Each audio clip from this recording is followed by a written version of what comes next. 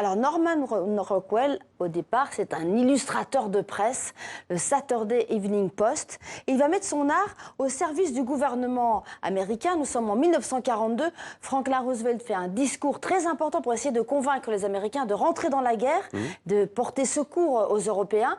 Et il va faire ce discours qui s'appelle les 4 libertés.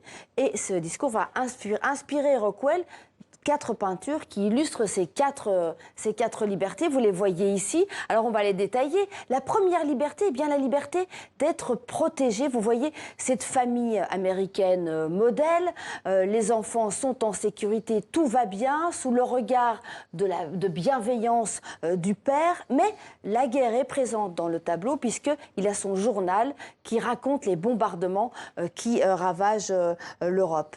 Le deuxième tableau, c'est la liberté d'être à l'abri du besoin. Alors vous voyez cette famille, toujours cette famille américaine traditionnelle qui partage un repas de Thanksgiving.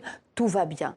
La troisième liberté, c'est la liberté d'expression. Alors regardez, il s'inspire d'une scène à laquelle il a assisté lui-même. C'est un conseil municipal. Un ouvrier prend la parole, mais il est écouté par l'Assemblée et notamment les notables locaux qui le laissent parler. Et pour Norman Rockwell, c'est la personnification de la liberté d'expression. Et puis le quatrième tableau, la quatrième liberté, c'est la liberté de culte, avec un tableau plus classique de gens qui prient presque en noir et blanc.